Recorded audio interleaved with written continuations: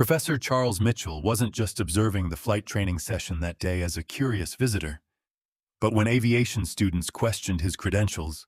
his decades of teaching experience revealed something that would revolutionize their understanding of aviation education. Professor Charles Mitchell approached the busy flight training area at Phoenix Sky Harbor International Airport's Aviation Academy with the measured stride and analytical focus of someone who had spent the last 32 extraordinary years dedicating his entire professional life to advancing aviation education, developing innovative training methodologies, and mentoring thousands of future pilots, air traffic controllers, and aviation professionals who now worked throughout the global aviation industry as captains, instructors, and leaders in commercial airlines, military aviation, and aerospace corporations worldwide. At 61 years old, he carried himself with the quiet authority and intellectual dignity that comes from earning a PhD in aeronautical engineering from Stanford University, accumulating over 15,000 flight hours across multiple aircraft types, and publishing more than 200 peer-reviewed research papers that had become foundational references in aviation education literature, while establishing new standards for pilot training, effectiveness, and safety protocols that were now implemented in flight schools throughout North America and internationally. His credentials included commercial pilot certification with instrument and multi-engine ratings, certified flight instructor authorization for both single and multi-engine aircraft, advanced ground instructor certification, and numerous specialized endorsements that qualified him to teach everything from basic flight principles to advanced commercial aviation procedures and emergency response protocols that prepared students for the most challenging aspects of professional aviation careers. Today's visit to the training facility was part of his regular schedule as Dean of Aviation Studies at the university's internationally recognized flight training program, where he oversaw curriculum development, instructor certification, and quality assurance programs that maintained the institution's reputation as one of the premier aviation education centers in the United States, consistently producing graduates who achieved exceptional success rates in professional pilot careers and advanced aviation positions. His navy blue blazer bore the subtle university insignia and academic credentials that immediately identified him to knowledgeable observers as someone with extraordinary qualifications and authority in aviation education. Though his appearance as an older black man in a field historically dominated by younger white instructors often led to immediate assumptions and prejudiced reactions from students and junior faculty who couldn't reconcile his obvious competence with their limited understanding of contemporary aviation leadership and educational expertise. Flight instructor Tommy Walsh, a recent graduate with barely 18 months of teaching experience who had developed strong opinions about aviation hierarchy and who possessed the technical knowledge necessary to train future pilots in complex aircraft operations and safety procedures, immediately noticed Charles approaching the training aircraft and felt compelled to investigate what he perceived as unauthorized access to expensive training equipment and restricted flight line areas where only certified instructors and authorized students were permitted during active training operations. Walsh's background in traditional flight training and his limited exposure to advanced aviation education had shaped his assumptions about professional qualifications and teaching credentials,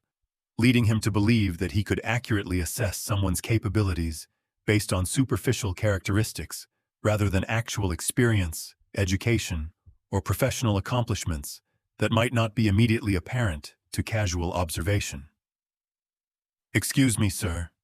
Walsh called out with obvious territorial defensiveness and professional skepticism as he approached Charles with the aggressive posture of someone who believed he was protecting sensitive training aircraft and flight operations from unauthorized interference by individuals who lacked proper certifications and flight training qualifications necessary for safe and effective instruction in complex aviation environments. This is a restricted training area that's only accessible to certified flight instructors and authorized students with current medical certificates and appropriate flight training endorsements. His tone carried unmistakable implications that he seriously doubted Charles's legitimacy and professional standing, suggesting that his presence near the training aircraft represented some kind of security breach, or administrative error that needed immediate correction through firm but professional removal from the active flight line, where expensive aircraft and student safety required constant vigilance and appropriate supervision. Charles paused in his careful examination of the Cessna 172's pre-flight inspection procedures and turned to address the young instructor with the patient professionalism that had served him well throughout his academic career when dealing with skeptical students, bureaucratic obstacles, and institutional resistance to innovative teaching methodologies that challenged traditional approaches and established practices in conservative aviation education environments. "Good afternoon," he replied with calm authority while retrieving his comprehensive certification package from his leather flight bag, which contained commercial pilot licenses, flight instructor certificates, university identification, and academic credentials that established his legitimate access to training aircraft and educational oversight activities. "I'm Professor Charles Mitchell from the University Aviation Department, and I'm conducting routine quality assurance evaluation of flight training procedures and instructional effectiveness as part of our ongoing accreditation and safety oversight program." Walsh examined his credentials with exaggerated skepticism and obvious reluctance to accept their validity, holding the certificates at arm's length as if they might be counterfeit or somehow inadequate to justify his presence in what he considered to be his exclusive professional domain, where practical flight experience and hands-on instruction were more important than academic credentials or theoretical knowledge that might not translate into real-world understanding of aircraft operations and student training requirements.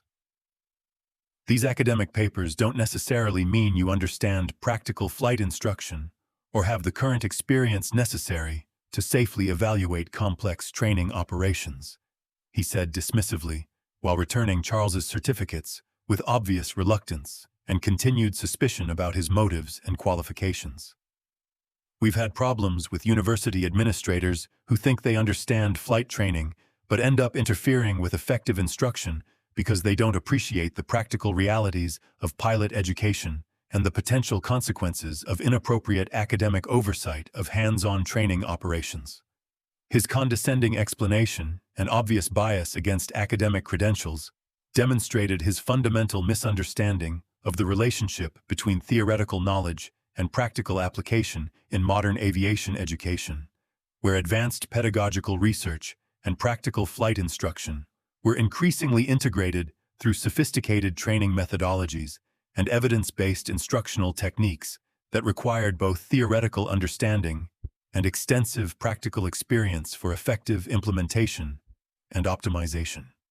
As the confrontation continued in full view of aviation students, junior instructors, and flight training personnel who worked in the busy aircraft training facility, Charles began documenting the systematic patterns of dismissal and institutional bias that were preventing him from conducting legitimate educational oversight despite his comprehensive qualifications and internationally recognized expertise in exactly the types of advanced aviation education and training assessment procedures that the facility claimed to support through their modernization and quality improvement initiatives. He observed how younger white instructors and male faculty members were automatically granted access to aircraft and training information without any challenges to their credentials or invasive questioning about their qualifications, while his presence was consistently treated as suspicious and potentially problematic despite his superior educational background and extensive flight training experience that far exceeded the qualifications of most personnel working in the facility. The differential treatment was so obvious and systematic that several student pilots began expressing discomfort about the discriminatory behavior they were observing,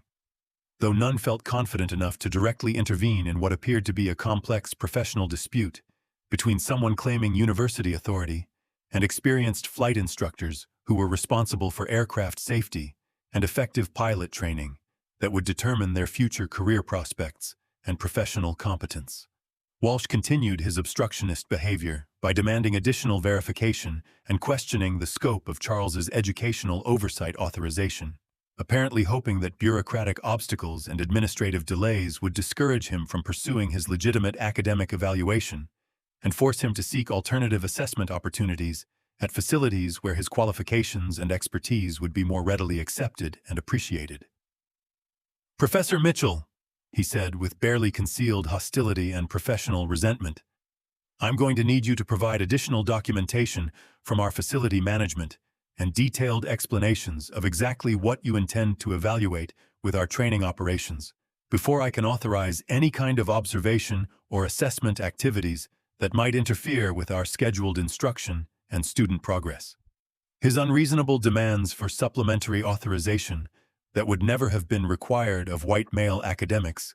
demonstrated the systematic barriers and discriminatory obstacles that continued to limit opportunities for qualified minorities in aviation education and related professional fields, where institutional bias and cultural resistance to diversity often undermined educational progress and instructional innovation. Charles recognized the familiar pattern of academic harassment and professional exclusion that he had encountered throughout his career.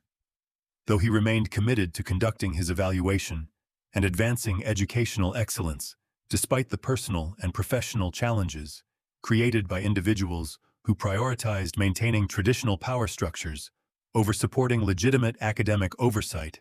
and instructional improvement that could benefit the entire aviation education community through enhanced training, effectiveness, and safety enhancement programs. As word of the confrontation spread through the flight training facility via informal communication networks and social media posts from students who were documenting what appeared to be obvious discrimination against a qualified educator, more instructors, students, and administrative personnel began gathering around the training aircraft to observe the developing situation that was creating tension and disrupting normal operations, while raising serious questions about the facility's commitment to supporting legitimate academic oversight and maintaining professional standards of conduct in educational environments. Senior flight instructor Maria Santos, an experienced educator with 15 years in aviation training who had witnessed far too many instances of discrimination and bias in the male-dominated flight instruction field, approached the growing crowd with obvious concern about the potential legal implications and reputational damage that could result from inappropriate treatment of someone claiming university affiliation and advanced academic credentials in aviation education and training assessment. "Is there some kind of problem here that needs administrative attention?" Santos asked diplomatically, while observing Walsh's aggressive posture and Charles's professional composure, immediately recognizing the discriminatory undertones and institutional bias that were preventing a qualified educator from conducting legitimate academic evaluation that had been properly authorized through established channels and regulatory procedures. "We're just trying to verify this person's credentials and oversight authorization," Walsh replied defensively, his explanation sounding increasingly weak and discriminatory as more witnesses gathered to observe his behavior and question his professional judgment in handling what should have been a routine interaction with an authorized academic evaluator conducting legitimate educational assessment. Charles continued his patient documentation of the systematic obstacles and discriminatory treatment while maintaining his academic dignity and professional objectivity despite the obvious frustration and anger that any reasonable person would experience when facing such blatant institutional bias and unprofessional conduct from individuals who should have been supporting, rather than obstructing, legitimate educational oversight and instructional improvement initiatives. Among the growing crowd of observers were several student pilots and junior instructors who began recognizing that Charles's credentials and academic focus were far more advanced and sophisticated than anything they had encountered in their practical flight training experience, creating growing awareness that they might be witnessing discrimination against someone whose expertise and qualifications exceeded those of anyone currently working in the facility. Chief Flight Instructor Robert Kim, who had been monitoring the situation from his office and growing increasingly concerned about the potential implications for the facility's reputation and regulatory compliance, finally decided to intervene directly and assess the situation before it escalated further and created serious problems for the organization's relationships with university partners and accreditation agencies that were essential for ongoing operations and future educational contract opportunities. Chief Flight Instructor Kim approached the assembled group with the decisive authority of someone who understood both the technical requirements of flight training operations and the legal obligations governing non-discrimination and equal access to educational oversight for qualified academics and researchers, regardless of their demographic characteristics or the prejudiced assumptions of individual employees who might harbor bias against certain categories of educators or assessment professionals. "Professor Mitchell," he said with immediate respect and professional courtesy, after quickly reviewing Charles's university credentials and academic authorization documents, "I want to personally apologize for any obstacles or inappropriate treatment you may have experienced while attempting to conduct your authorized educational evaluation in our facility." His intervention immediately changed the dynamics of the situation, as other personnel began to understand that serious consequences might follow for anyone who continued obstructing legitimate academic oversight or engaging in discriminatory behavior toward qualified professionals who deserved the same respectful treatment and collaborative support that was routinely provided to all other educators and assessment specialists who utilized the facility's resources and expertise. Kim carefully examined Charles's comprehensive documentation package, which included detailed evaluation protocols, university project authorization, FAA permits, and institutional review board approvals that established his legitimate authority to conduct advanced educational assessment and instructional effectiveness research on flight training operations and teaching methodologies. These credentials are not only legitimate, but represent some of the most advanced educational oversight authorizations I've encountered in over 20 years of flight instruction and training program management, he announced to the assembled group, with obvious respect and growing awareness of the extraordinary qualifications possessed by the educator who had been so inappropriately treated by his staff. Professor Mitchell's research into flight training effectiveness and pilot education methodologies could provide significant benefits for our operations and the entire aviation education industry through improved instructional techniques and enhanced student learning outcomes that would benefit everyone involved in pilot training and professional development. Walsh watched with growing discomfort and professional embarrassment as his supervisor clearly established that his discriminatory behavior and obstructionist tactics had been directed toward someone whose qualifications and expertise far exceeded his own understanding of advanced aviation education and academic research methodologies that were becoming increasingly important for modern flight training operations and instructional excellence programs. The revelation of Charles's extraordinary credentials and the chief instructor's obvious respect for his work created immediate pressure for accountability and professional conduct that would ensure appropriate treatment and collaborative support for legitimate educational oversight activities that could benefit everyone involved in aviation training and safety education. As Chief Flight Instructor Kim continued reviewing Professor Mitchell's extensive documentation and academic portfolio, his expression gradually shifted from professional courtesy to obvious amazement and growing recognition of the extraordinary level of expertise and achievement represented by the individual who had been so inappropriately dismissed and obstructed by his training personnel based solely on their prejudiced assumptions and limited understanding of contemporary aviation education and academic leadership in the 21st century. "Professor Mitchell," he said with increasing awe and professional admiration as he studied Charles's publication record, research grants, and educational accomplishments that revealed the scope of his contributions to aviation education and pilot training methodology. "I'm beginning to realize that we have the extraordinary privilege of hosting one of the world's leading authorities on aviation education and flight training research." The documentation revealed that Charles was not simply a qualified university professor or competent academic researcher, but rather a pioneering educator whose groundbreaking work had fundamentally advanced human understanding of pilot training effectiveness, instructional methodology, and safety education principles that were essential for producing competent professional pilots who could meet the demanding requirements of modern commercial aviation and aerospace operations.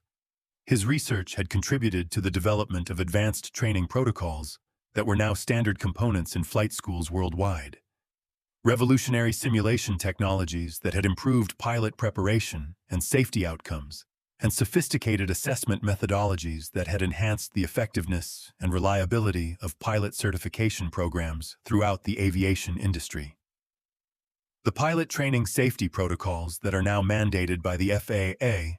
Kim continued with obvious excitement and professional respect, incorporated educational research and instructional methodologies that Professor Mitchell pioneered during his work on the university's advanced aviation education programs, and his research into flight training effectiveness has the potential to revolutionize how we prepare pilots and assess their competency for professional aviation careers. Senior instructors and student pilots who had gathered around the aircraft began expressing their amazement and educational interest in learning from someone whose work had contributed to some of the most significant improvements in pilot training, safety, and effectiveness in aviation history, creating an atmosphere of respect and academic enthusiasm that stood in stark contrast to the discriminatory hostility and institutional bias that had characterized the initial reception of his legitimate educational oversight activities. The transformation from discrimination to recognition demonstrated how prejudiced assumptions and limited perspectives could prevent educational institutions from recognizing and benefiting from extraordinary expertise and innovative research that could advance their operations and contribute to broader educational progress and instructional excellence that benefited the entire aviation training community. Chief Flight Instructor Kim immediately recognized that the discriminatory treatment Charles had experienced represented serious institutional failures that required comprehensive accountability measures and systematic reforms to prevent similar incidents from undermining the facility's reputation, legal compliance, and ability to maintain productive relationships with university partners and accreditation agencies that were essential for ongoing operations and future educational advancement. "Mr. Walsh," he said with unmistakable displeasure and authority as he addressed the flight instructor, whose discriminatory behavior had created serious problems for the organization and potentially violated federal regulations governing equal access and non-discrimination in federally funded educational activities. "I need you to report to my office immediately for a comprehensive review of your conduct and professional judgment in this matter." His direct intervention and obvious disapproval sent a clear message to all employees that discriminatory behavior would not be tolerated and would result in serious consequences for anyone who violated facility policies or federal regulations governing equal treatment and professional conduct in educational and training environments. Walsh reluctantly stepped away from the aircraft with obvious resentment and defensive posturing that clearly indicated his inability to understand or acknowledge the inappropriate nature of his behavior toward a qualified educator whose credentials and expertise exceeded those of virtually everyone working in the facility, including his own limited qualifications and narrow experience in basic flight instruction procedures. "Professor Mitchell,"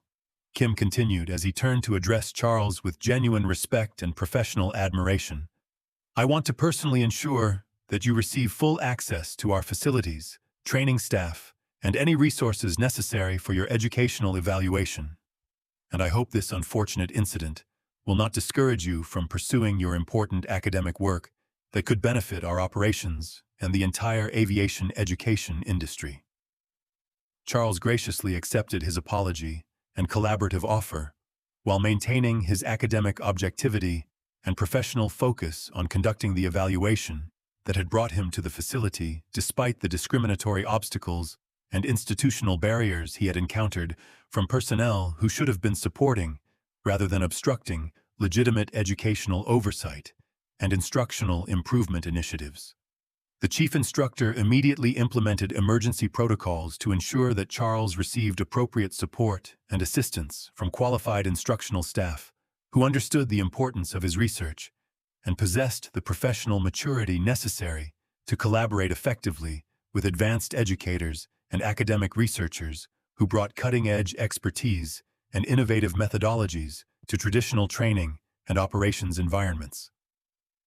Kim also initiated immediate contact with facility management and legal counsel to assess the potential implications of the discriminatory incident and develop comprehensive prevention strategies that would ensure appropriate treatment and collaborative support for all future educators and academic specialists, regardless of their demographic characteristics or the prejudiced assumptions of individual employees who might harbor bias against certain categories of professionals or educational investigators.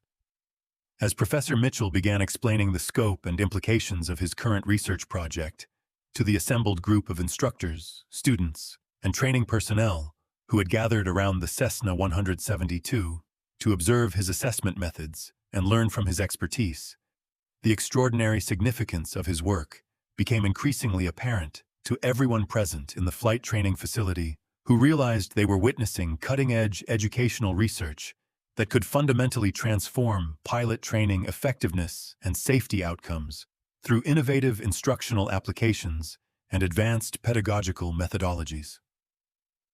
"The adaptive learning system I'm developing," he explained with the clear authority and comprehensive knowledge that had made him one of the most respected educators in aviation training,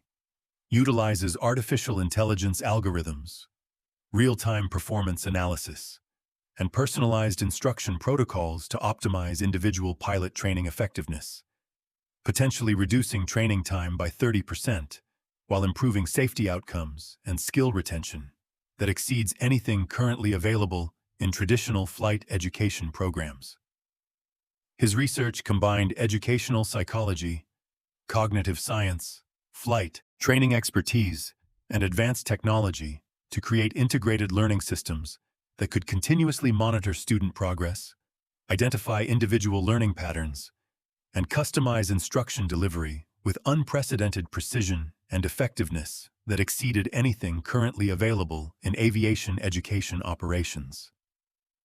The implications of his work extended far beyond routine flight instruction to encompass fundamental improvements in pilot preparation,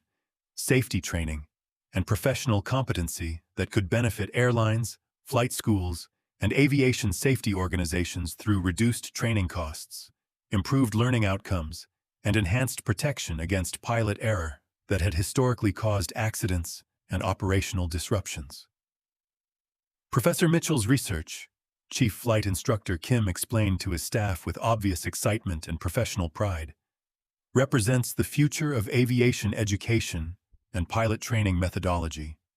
and our facility has the extraordinary opportunity to contribute to educational advancement that could save lives and transform the entire pilot training industry through innovative technology and evidence-based instructional capabilities. The assembled instructional staff began asking sophisticated questions about learning algorithms, assessment protocols, and implementation strategies that demonstrated their growing understanding of the revolutionary potential represented by Charles's research and their genuine interest in contributing to educational advancement that transcended traditional boundaries between academic research and practical flight instruction operations. Video recordings and social media posts from the impromptu educational presentation began spreading throughout the aviation education community as word of Charles's groundbreaking research and the facility's initial discriminatory treatment created broader discussions about bias in educational fields and the importance of supporting innovative research that could advance training effectiveness and safety excellence in aviation education and pilot preparation programs. The moment Professor Mitchell revealed the full scope of his academic credentials and ongoing research projects that included revolutionary pilot training methodologies, advanced educational assessment techniques, and pioneering safety education programs that had contributed to aviation education's most significant instructional improvements and safety enhancements.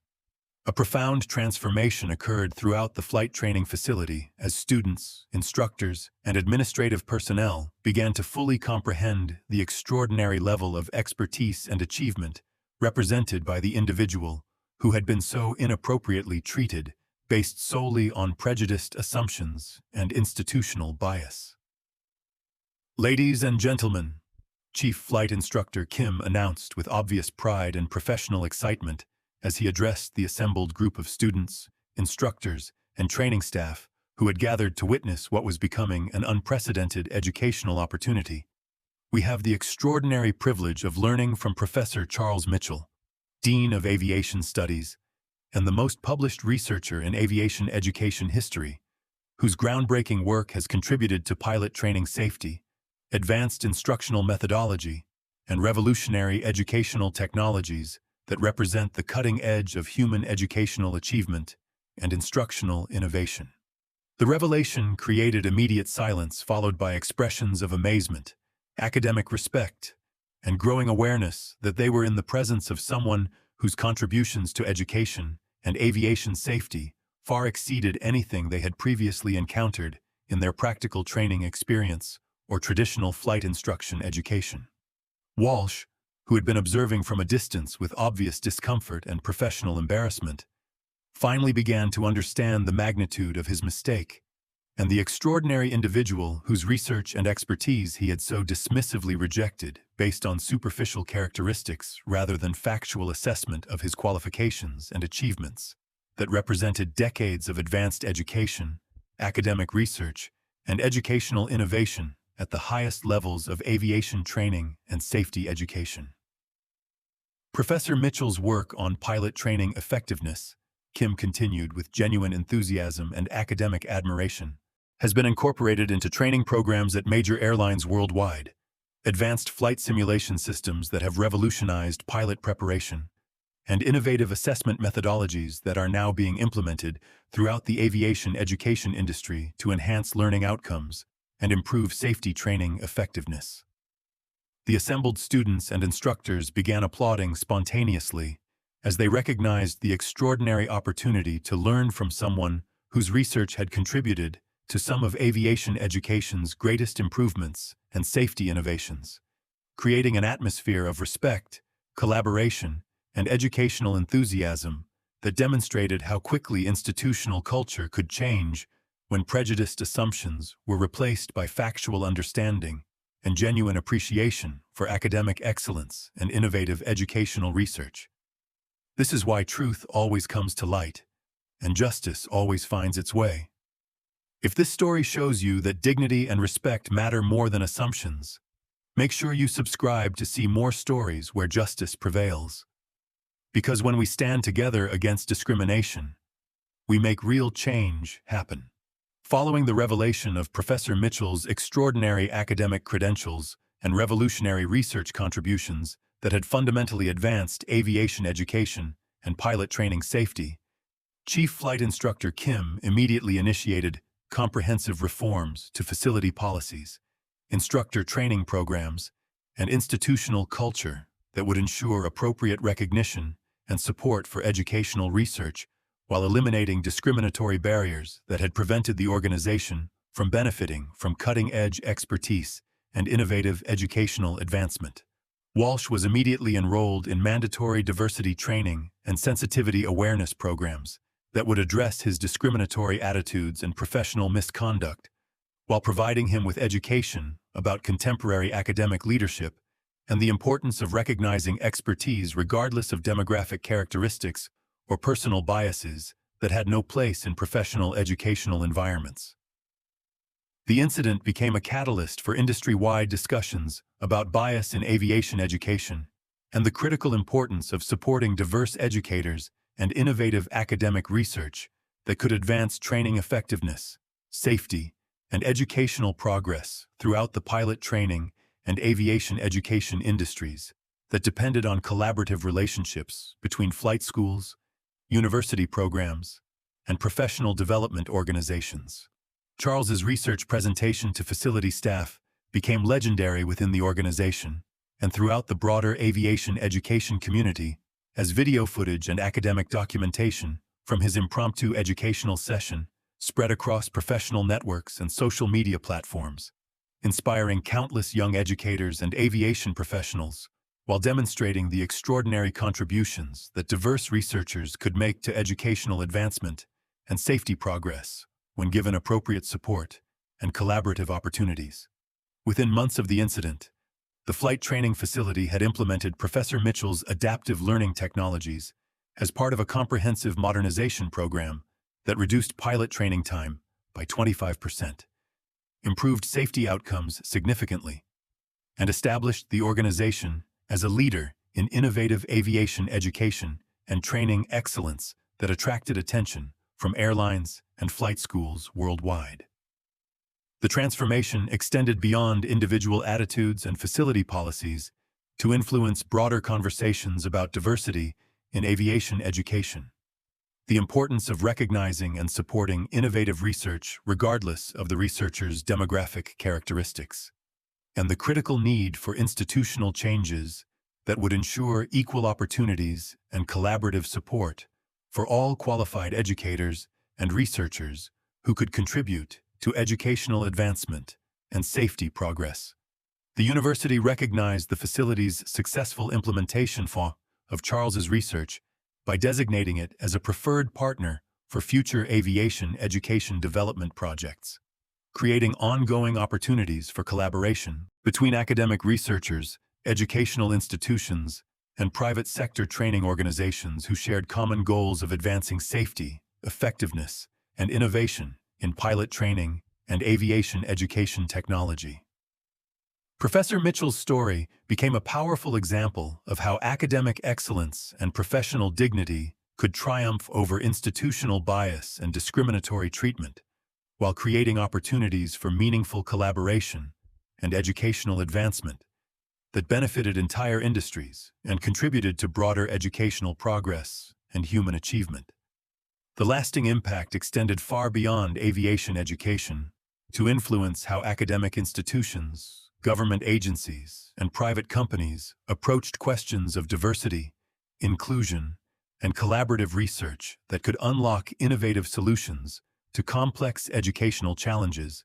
and advance human understanding of effective teaching and learning through interdisciplinary cooperation and mutual respect for expertise and academic achievement, regardless of traditional barriers and prejudiced assumptions that had historically limited opportunities for qualified educators and innovative thinkers. But Professor Mitchell's story is just one example of how truth always comes to light in the aviation industry.